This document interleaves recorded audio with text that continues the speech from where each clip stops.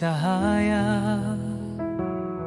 Saatnya hati bersihkan jiwa, puasa ibadah kita jalankan dengan kejujuran dan ketulusan.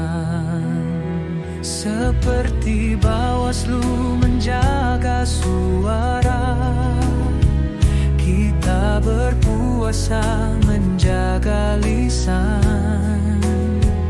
Tak boleh ada dusta dan curang, agar hidup penuh keberkahan.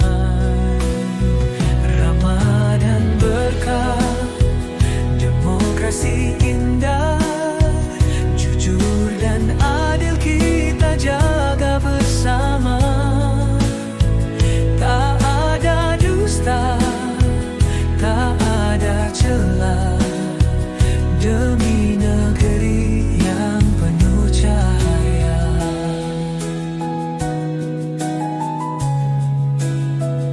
Seperti pemilu yang bersih dan suci, puasa mengajar ikhlas di hati.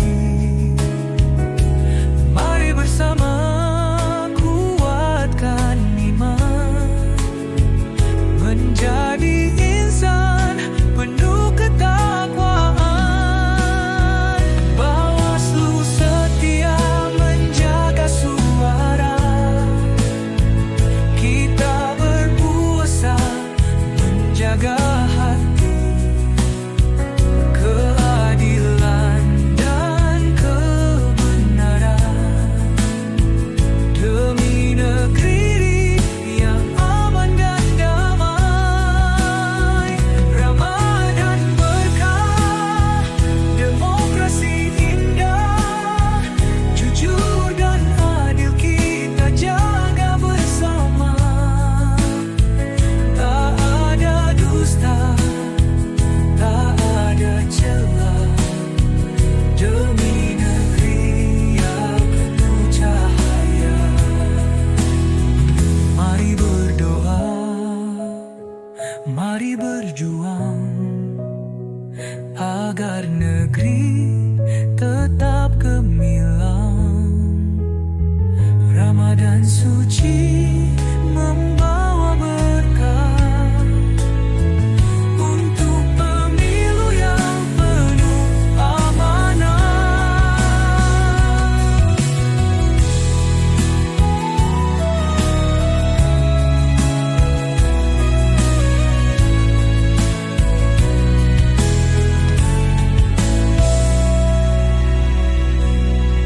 Ramadan suci membawa berkah untuk pemilu yang penuh amanah.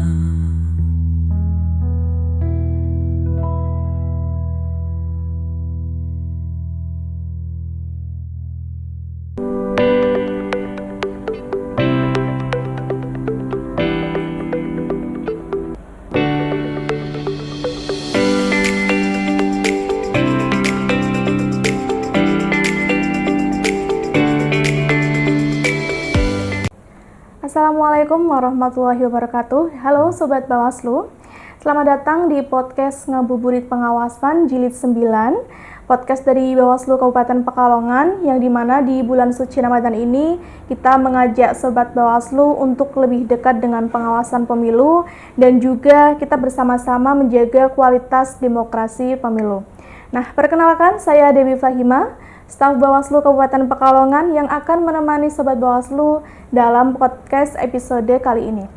Di episode kali ini, kita akan membahas satu tema yang sangat menarik, yaitu penguatan tata kelola internal demi kinerja pengawasan yang optimal. Nah, kita semua pasti tentu sudah sepakat ya, bahwa tata kelola internal ini sangat baik sekali dalam menjadi fondasi utama bagi sebuah organisasi, yang mana dalam sebuah organisasi ini agar bisa lebih efektif, efisien, terutama dalam pengawasan pemilu di Badan Pengawas Pemilihan Umum. Nah, untuk membahas hal ini, kita sudah hadir bersama kita narasumber yang tentunya sudah sangat memahami dinamika tata kelola di lingkungan Sekretariat Bawaslu, yaitu Bapak Toto Supriyanto selaku Koordinator Sekretariat Bawaslu Kabupaten Pekalongan. Selamat datang Bapak Toto. Ya, Mbak. Terima kasih sudah hadir di podcast hari ini Bapak. Bagaimana sama-sama. kabarnya? Baik, alhamdulillah. Alhamdulillah ya, Pak. Alhamdulillah ya. Oke, tadi kita sudah memberikan temanya ya Pak ya, mengenai tata kelola internal. Nah mungkin sahabat Bawaslu ini banyak yang belum mengetahui nih Pak, tata kelola internal yang dimaksud dalam perspektif dari Badan Pengawas Pemilihan Umum ini seperti apa begitu Pak? Nantinya biar kita ketika membahas lebih lanjut, kita sudah sama-sama memahami seperti itu. Oh ya, baik Mbak, pertanyaannya bagus sekali.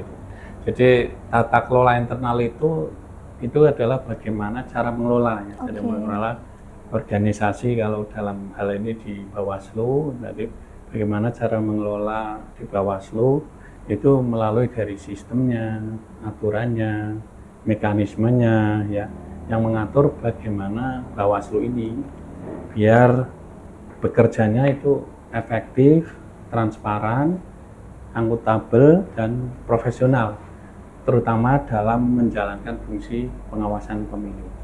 Jadi itu yang titik tekannya ya, aturan, sistem, dan mekanisme. Tentunya kita di Bawaslu Kabupaten Pekalongan ya ada Bawaslu Provinsi, ada Bawaslu RI, jadi aturan-aturan, sistemnya juga harus mengacu dari yang di atas.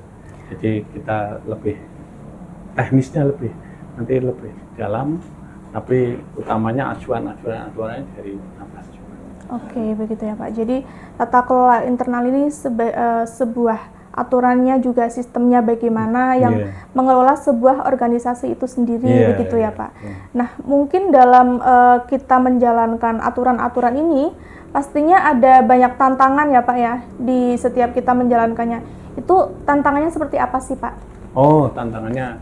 Nah, ini tantangannya ya cukup besar ya kalau di kelas Bawaslu ini ya. Jadi utamanya itu kalau kita amati itu di budaya. Budaya kerjanya ya. Jadi budaya kerja itu biasanya itu pakainya kalau SDM atau teman-teman ya mungkin, jadi itu biasanya. Jadi kan pakainya kan biasanya seperti ini, biasanya seperti ini.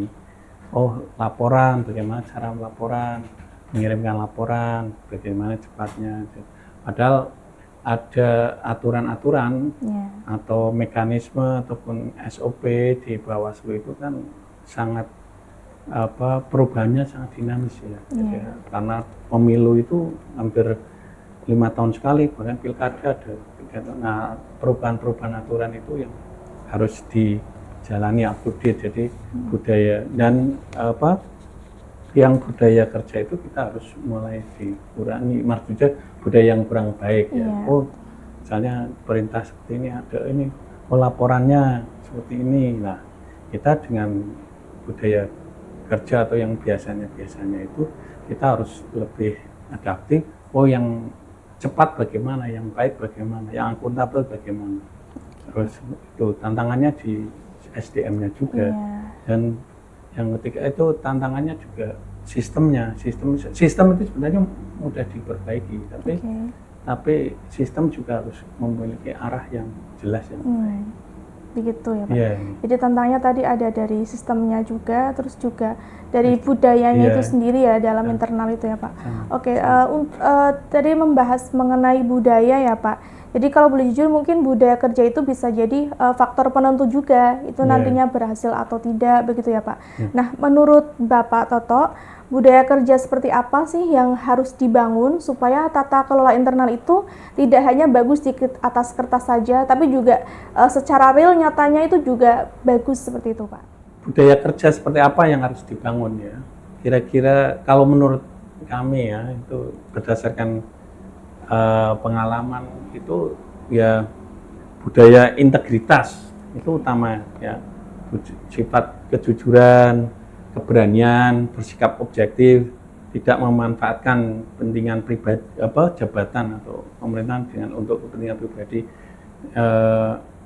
integritas. Yang kedua budaya pembelajaran, jadi budaya belajar dan Iya. evaluasi. Jadi selalu memperbaiki organisasi yang baik, SDM yang baik itu harus mau belajar apa yang sudah dikerjakan tahun lalu. Oh, kira-kira apa yang bisa diperbaiki lagi untuk meningkatkan kinerja, meningkatkan outputnya. Iya. Itu yang harus selalu budaya kita selalu memperbaiki ya. Ini untuk selain itu kita untuk meningkatkan budaya profesional, jadi profesionalitas dalam bekerja yang berisi tanggung jawab dan utamanya di hasil-hasil di pengawasan di Bawaslu ini, dan kerjasama tentunya budaya kita bekerja sama, kolaborasi dengan teman. Jangan ini biar pekerjaan saya aja yang bagus ya kan, tapi kalau kita bersama-sama kolaborasi itu kan kita lebih baik, timnya lebih baik. Jangan tidak mementingkan untuk dirinya sendiri aja. Jadi kerjasama itu apalagi pengawasan harus bersama-sama untuk mengawasi, saling mendukung, saling. Oke, berarti dalam Bawaslu ini untuk melakukan kerja-kerja pengawasan sangat dibutuhkan sekali kerjasama begitu ya Pak ya, dari antara staf dan juga antar subbagian seperti itu ya Pak. Divisi, Oke, antar divisi. Oke. Nah, pastinya dalam tata kelola internal itu tidak jauh dari transparansi dan juga akuntabilitas ya Pak ya. Nah, mungkin dalam praktik sehari-hari di kantor Bawaslu Kabupaten Pekalongan itu wujud nyatanya seperti apa Pak? Ini transparansi dan akuntabilitas itu era sekarang itu menuju good governance ya. Good governance di sehari-hari ya kita harus memang tuntutan kerja, tuntutan masyarakat ya umumnya bahwa kinerja dari seluruh organisasi utama lembaga-lembaga pemerintah ya khususnya di Bawaslu itu harus memiliki transparansi, harus kejelasan, harus jelas dalam proses pengambilan keputusan. Itu salah satunya ya. Itu untuk mengukur transparansi dan akuntabilitas. Jadi proses keputusan itu tidak tertutup atau bersifat personal gitu. Contohnya ya keputusan itu dibahas dalam rapat resmi atau pleno, notulensi, ada berita acara itu data dukung di proses-proses pengambilan keputusan. Terus dokumentasi yang tertib, akuntabilitas ini tergantung dari dokumen yang jelas. Akuntabel itu kan dapat dipercaya ya, dapat dipertanggungjawabkan. Jadi dokumen-dokumen data dukungnya, putusan-putusan dalam hasil pengawasan kemarin misalnya ada pelanggaran. Nah, dokumen-dokumen pendukungnya itu harus tertata, tertib, rapi ya, sehingga mendukung dalam pengambilan keputusan secara sehingga bisa ditelusuri, bisa dipertanggungjawabkan putusan itu. Nah, yang terakhir itu transparansi berarti keterbukaan informasi publik. Jadi sebagai lembaga publik, transparansi yaitu memberikan akses informasi yang sejelas-jelasnya ya kepada masyarakat. Publikasi hasil setiap ini di lembaga Bawaslu kan ada humas masyarakat itu menyampaikan berbagai penyampaian informasi melalui website atau media sosial untuk dan kita juga meminta respon dari publiknya bagaimana reaksinya. Kita lembaga biar transparan dan akuntabel sehingga kepercayaan publik meningkat pada Bawaslu. Iya, begitu ya Pak. Oke, baik. Jadi tadi transparansi dan akuntabilitasnya di Bawaslu Kabupaten Pekalongan ketika kita mengadakan rapat, kemudian ada kegiatan-kegiatan pengawasan, pastinya kita sudah ada dokumentasinya begitu ya Pak. Ada daftar hadirnya, ada notulensinya begitu ya. Foto, dokumentasi, video kan. Kemudian juga masyarakat bisa mengakses di website Bawaslu Kabupaten Pekalongan serta di Instagram, TikTok, Tweet begitu ya di Bawaslu Kabupaten Pekalongan kita sudah ada semua di situ Pak kegiatan kita di situ. Oke. Nah, mungkin nih Pak di Bawaslu Kabupaten Pekalongan itu sendiri ada generasi muda juga yang pastinya sudah bergabung ya Pak. Nah, mungkin apa nih Pak mindset yang harus ditanamkan supaya yang baru bergabung ini dapat ikut memperkuat tata kelola dan juga bukan sekedar menjalankan rutinitas yang sebelumnya, begitu Pak? Oh iya ya. Ini Bawaslu ini banyak sekali nih kan tenaganya muda-muda sekali. Ini sangat baik sekali itu. Jadi nah ini kita menanamkan mindset bahwa mereka itu adalah bagian penguat institusi. Jadi bukan sekedar pelaksana rutinitas saja. Itu mindsetnya. Jadi mindset sebagai penjaga integritas demokrasi itu. Tolong yang muda-muda, senang sekali saya jadi masih muda-muda, energik, tenaganya masih oke ya. Itu jadi pengawasannya lebih oke lagi. Jadi bekerja Bawaslu itu enggak sekedar administrasi saja, tapi bagian menjaga kualitas demokrasi. Jadi yang kedua itu mindsetnya sebagai generasi muda itu pemecah masalah ya. Bukan hanya pelaksana aja, tapi menciptakan punya ide-ide, tidak hanya menjalankan perintah aja. Barangkali punya informasi apa, pengetahuan apa, ilmu apa dari pengalaman yang apa. Sekarang kan medianya banyak, dapat informasi ini pengawasan di medsos, kemudian itu tata caranya pengawasan seperti inilah, itu butuh masukan-masukan dari yang muda-muda itu. Kan teknologi juga banyak sekali yang membantu dalam proses pengawasannya itu kan untuk memecahkan masalahnya itu dengan masukan tambahan dengan penggunaan teknologi atau sosial media ya. Terus mindset kolaboratif lagi, jadi kita harus bersama-sama dengan tim yang solid, baik yang muda ataupun yang senior, kita kolaborasi saling memberi masukan ya. Kalau yang senior kan sudah pengalaman ya, yang muda belum, tapi memiliki kan ide-ide yang banyak kreatif. Begitu ya Pak. Jadi generasi muda di Bawaslu ini sangat penting juga ya Pak ya. Mengingat tadi energinya juga masih bagus, kemudian juga diharapkan banyak ide-ide yang muncul untuk membantu pengawasan dan juga kerjasama terkait dengan staf sebelumnya juga harus lebih baik. Nah mungkin kalau kita bicara mengenai tema tadi yaitu pengawasan yang optimal ya Pak, indikatornya apa saja sih yang menunjukkan bahwa tata kelola internal kita itu sudah naik level atau sudah lebih baik dari sebelumnya, begitu Pak? Oh iya. Nah, untuk kita mengetahui tata kelola itu sudah naik level atau tidak, itu kan berdasarkan evaluasi intinya. Evaluasi yang rutin, evaluasi terus ada perbaikan, berjalan, evaluasi kinerjanya bagaimana, berapa temuan-temuan, berapa hasil-hasil pengawasan kemarin, apa yang sudah ditindaklanjuti, itu kalau di pengawasan. Terus misalnya administrasi laporan, pengelolaan laporannya bagaimana, arsipnya bagaimana, itu tata kelolanya ya, dievaluasi apakah sudah tertata rapi, bagaimana dalam kita melihat, mencari dokumen-dokumen itu bisa cepat, tepat, tidak kelamaan ya. Terus kantor juga rapi. Terus untuk melihat naik level kita juga, kita untuk bagaimana penilaian dari publiknya, kepercayaan publiknya. Jadi proses pengawasan itu kan harus objektif, itu dilihat dari pendapat masyarakat, kira-kira masyarakat bagaimana dalam adanya Bawaslu.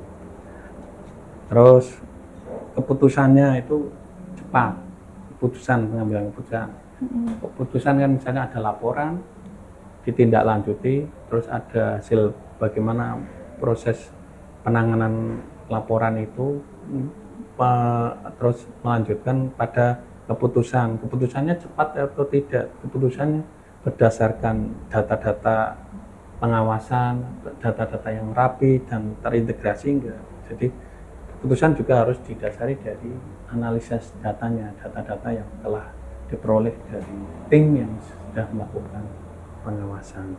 Jadi indikator naik level ya bagaimana output dari kinerja yang telah kita lakukan, kita evaluasi, yang masih jelek-jelek ya kita perbaiki sehingga di kepercayaan publik itu meningkat. Oke.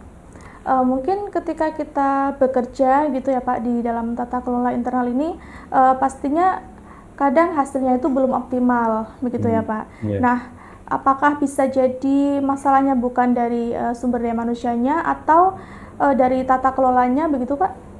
Nah, itu sebenarnya saling terkait ya. Oke. Bisa jadi tata kelolanya, bisa jadi SDM, tapi itu saling terkait. Jadi SDM dan tata kelola itu kan nyambung.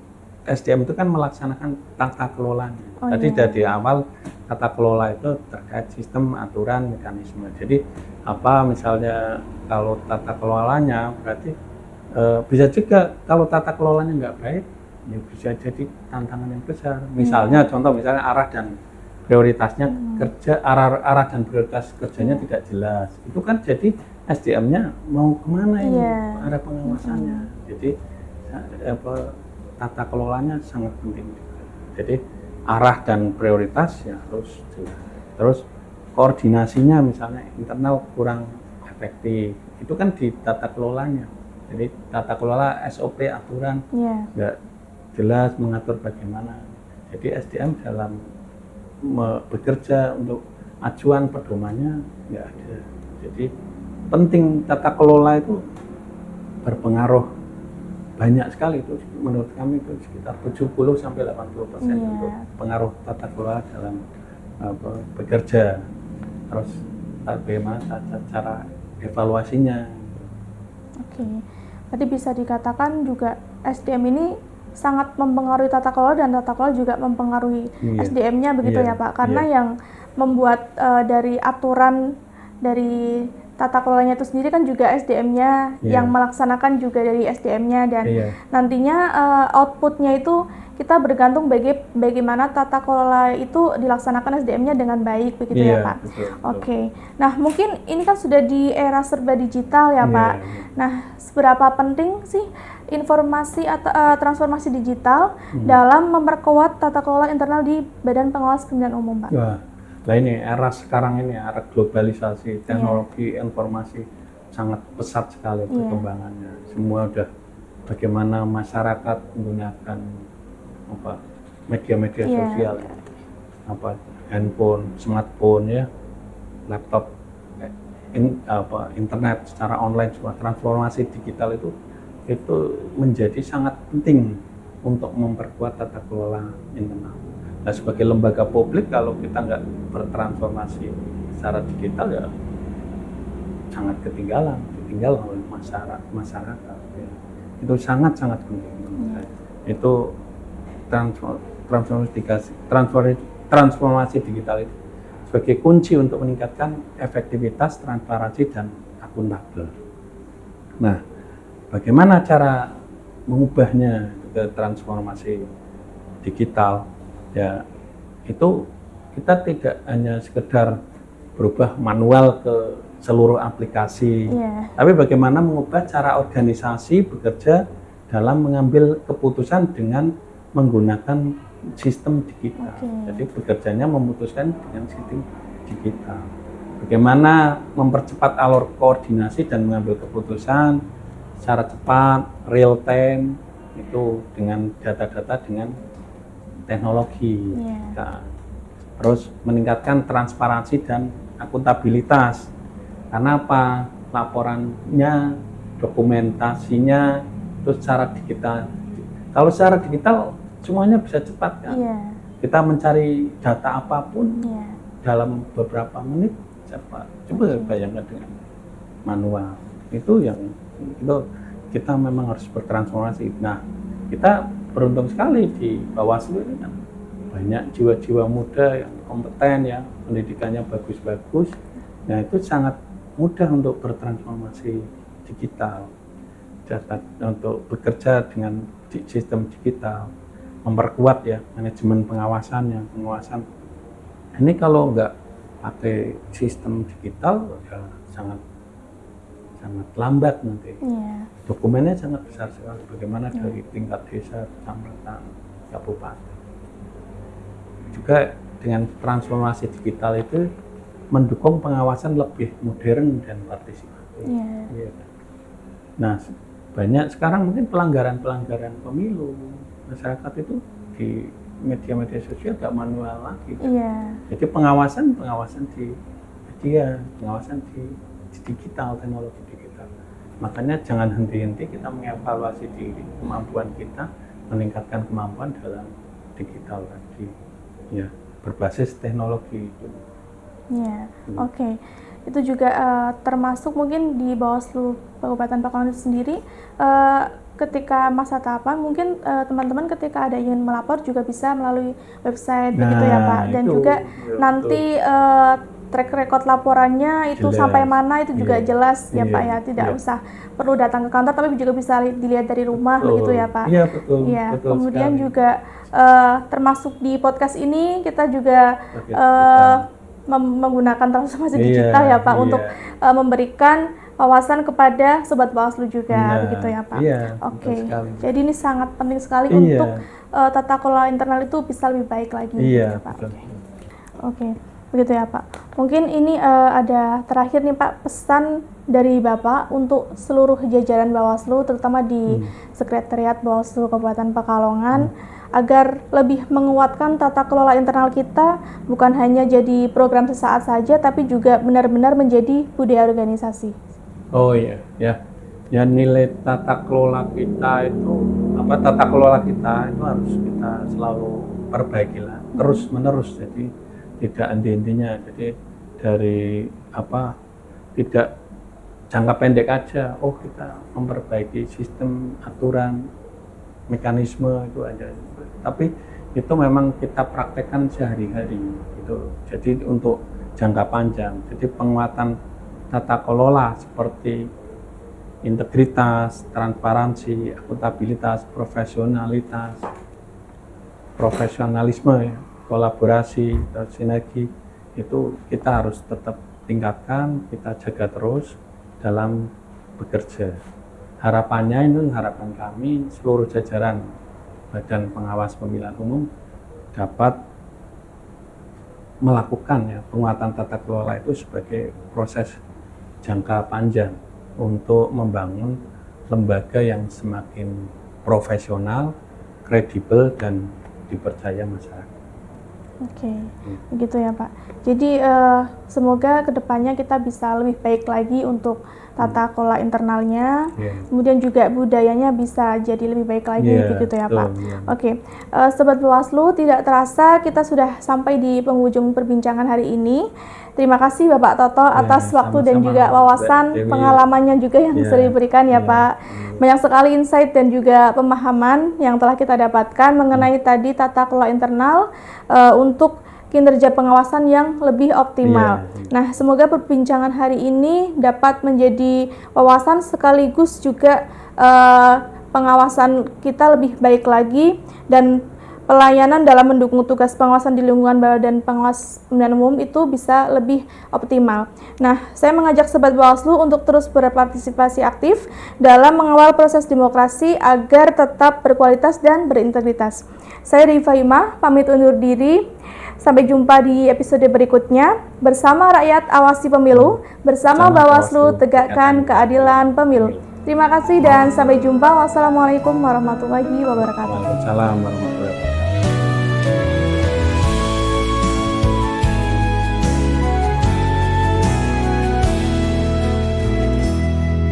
Bulan Ramadan penuh cahaya, saatnya hati bersihkan jiwa. Puasa ibadah kita jalankan dengan kejujuran dan ketulusan. Seperti Bawaslu menjaga suara, kita berpuasa menjaga lisan. Tak boleh ada dusta dan curang, agar hidup penuh keberkahan. Ramadan berkah, demokrasi indah, jujur dan adil kita jaga.